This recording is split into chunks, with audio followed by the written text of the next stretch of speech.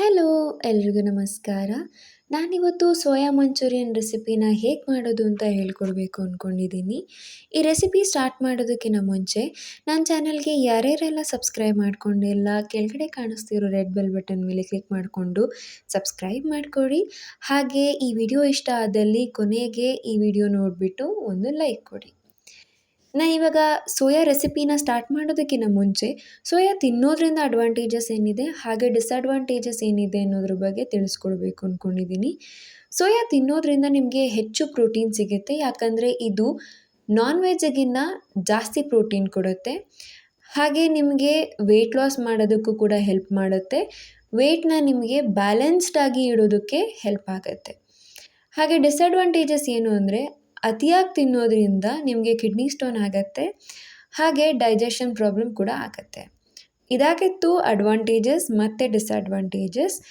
ನಾನಿವಾಗ soya manchurian ರೆಸಿಪಿನ ಹೇಗೆ ಮಾಡೋದು ಅಂತ ಹೇಳ್ಕೊಡ್ತೀನಿ. ನಾನು ಸೋಯಾ ಮಂಚೂರಿಯನ್ ರೆಸಿಪಿಗೆ ಫಸ್ಟು ನಾನು ಸೋಯಾನ ಚೆನ್ನಾಗಿ ಕ್ಲೀನ್ ಮಾಡ್ಕೊಬೇಕು. ಅದಕ್ಕೆ ನಾನು ಒಂದು ಪ್ಯಾನ್ನ ಬಿಸಿಯಾಗೋಕ್ಕೆ ಇಟ್ಬಿಟ್ಟು ಸ್ವಲ್ಪ ನೀರನ್ನು ಹಾಕ್ಕೊಂಡು ಕುದಿಲಿಕ್ಕೆ ಬಿಡ್ತಿದ್ದೀನಿ. ಇವಾಗ ನಾನು ಸ್ವಲ್ಪ ಉಪ್ಪನ್ನ ಹಾಕ್ಕೊಂಡು ಕುದಿಯೋದಕ್ಕೆ ಬಿಡ್ತಾ ಇರೋದು. ಈಗ ನೀರು ಚೆನ್ನಾಗಿ ಕುದ್ದಾದ ಮೇಲೆ ನಾನು ಸ್ಟವ್ನ ಆಫ್ ಮಾಡಿಬಿಟ್ಟು ಸೋಯಾ ಚಂಕ್ಸ್ನ ಎಲ್ಲನೂ ಕೂಡ ಬಿಸಿ ನೀರೊಳಕ್ಕೆ ಹಾಕಿ ಒಂದು 10ರಿಂದ 15 ನಿಮಿಷದವರೆಗೂ ಮುಚ್ಚಿ ಸಪ್ರೇಟಾಗಿ ಇಡಬೇಕಾಗತ್ತೆ.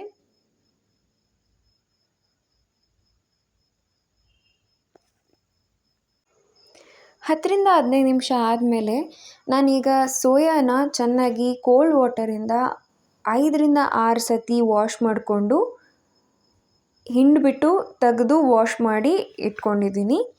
ಸೊ ಇವಾಗ ನಾನು ಕೋಟಿಂಗ್ ಮಾಡೋದಕ್ಕೆ 1 ಸ್ಪೂನಷ್ಟು ಖಾರದ ಪುಡಿನ ಹಾಕ್ತಾಯಿದ್ದೀನಿ. ಹಾಗೆ ನಾನು 1 ಸ್ಪೂನು ಶುಂಠಿ ಬೆಳ್ಳುಳ್ಳಿ ಪೇಸ್ಟ್ನ ಹಾಕ್ತಾಯಿದ್ದೀನಿ. ಹಾಗೆ ನಾನಿಲ್ಲಿ 2 ಸ್ಪೂನಷ್ಟು ಕಾರ್ನ್ಫ್ಲೋರ್ನ ಬಳಸ್ತಾ ಇದ್ದೀನಿ. ನಾನು 2 ಸ್ಪೂನ್ ಕಾರ್ನ್ಫ್ಲೋರ್ನ ಬಳಸ್ತಾ ಇರೋದ್ರಿಂದ 1 ಸ್ಪೂನಷ್ಟು ಮೈದಾನ ಬಳಸ್ತಾ ಇದ್ದೀನಿ.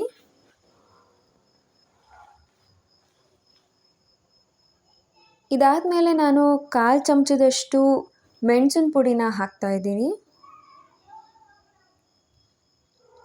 ಆಮೇಲೆ ನಾನು ರುಚಿಗೆ ತಕ್ಕಷ್ಟು ಉಪ್ಪನ್ನು ಹಾಕ್ತಾ ಇದ್ದೀನಿ.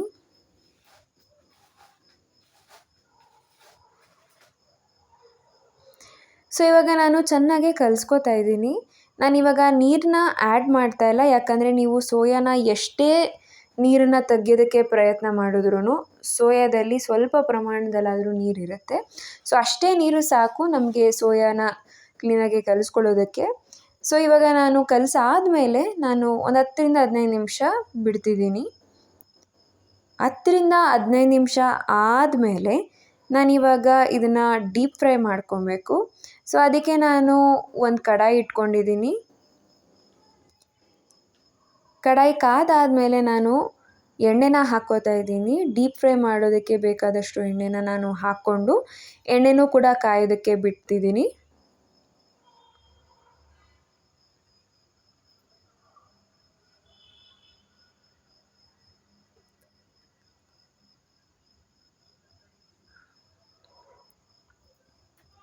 ಎಣ್ಣೆ ಕಾದ ನಂತರ ನಾನು ಏನು ಮ್ಯಾರಿನೇಟ್ ಮಾಡಿಕೊಂಡು ಇಟ್ಕೊಂಡಿದ್ದೀನೋ ಅದನ್ನೆಲ್ಲನೂ ಕೂಡ ಎಣ್ಣೆ ಒಳಕ್ಕೆ ಹಾಕ್ಕೊಂಡು ಕ್ಲೀನಾಗಿ ಕರ್ಕೋತಾ ಇದ್ದೀನಿ.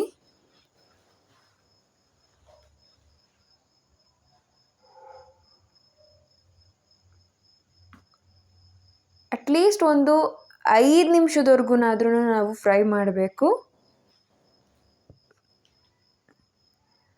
ಚೆನ್ನಾಗೆ ಫ್ರೈ ಮಾಡ್ಕೊಂಡಾದಮೇಲೆ ನಾನು ಅದೇ ಬಾಣಲಿಗೆ ನಾನು ಸ್ವಲ್ಪ ಎಣ್ಣೆನ ಹಾಕ್ಕೊಂಡು ಒಂದು 5ರಿಂದ 6 ಬೆಳ್ಳುಳ್ಳಿನ ಚಿಕ್ಕ ಚಿಕ್ಕದಾಗಿ ಕಟ್ ಮಾಡಿಕೊಂಡು ಮತ್ತು ಅರ್ಧ ಈರುಳ್ಳಿನ ಉಪಯೋಗಿಸ್ತಿದ್ದೀನಿ. ಅರ್ಧ ಈರುಳ್ಳಿನ ನಾನು ಸ್ವಲ್ಪ ದೊಡ್ಡದಾಗಿ ಕಟ್ ಮಾಡಿಕೊಂಡು ಫ್ರೈ ಮಾಡ್ಕೋತಾ ಇದ್ದೀನಿ.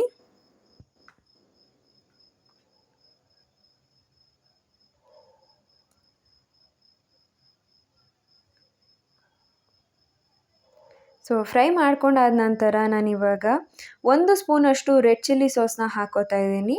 ನಾನು 1 ಸ್ಪೂನು ರೆಡ್ ಚಿಲ್ಲಿ ಸಾಸ್ನ ಬಳಸಿದ್ರೆ ಅದಕ್ಕೆ ನಾನು 4 ಸ್ಪೂನಷ್ಟು ಟೊಮೆಟೊ ಕೆಚಪ್ನ ಹಾಕಬೇಕು. ಸೊ 4 ಸ್ಪೂನಷ್ಟು ನಾನು ಟೊಮೆಟೊ ಕೆಚಪ್ನ ಹಾಕಿದ್ದೀನಿ. ಹಾಗೆ ನಾನು 1 ಸ್ಪೂನಷ್ಟು ಅಥವಾ ಅರ್ಧ ಸ್ಪೂನಷ್ಟು ಸೋಯಾ ಸಾಸ್ನ ಬಳಸಿದ್ರೆ ಸಾಕಾಗುತ್ತೆ. ಇಷ್ಟನ್ನ ಹಾಕಿ ಕ್ಲೀನಾಗಿ ಬಾಡಿಸ್ಕೊಂಡು ನಾವು ಏನು ಕರೆದಿಟ್ಕೊಂಡಿರೋ ಸೋಯಾನ ಇದರೊಳಗೆ ಹಾಕ್ಕೊಬೇಕು.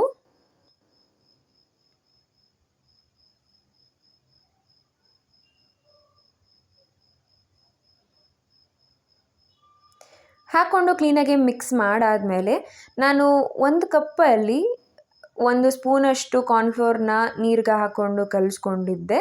ಸೊ ಅದನ್ನು ಕೂಡ ಹಾಕಿ ಕ್ಲೀನಾಗೆ ಬಾಡಿಸ್ಕೊಂಡು 2 ನಿಮಿಷ ಸಿಮ್ಮಲ್ಲಿ ಬಾಡಿಸ್ಕೊಳ್ಳೋಣ ಲಾಸ್ಟಲ್ಲಿ.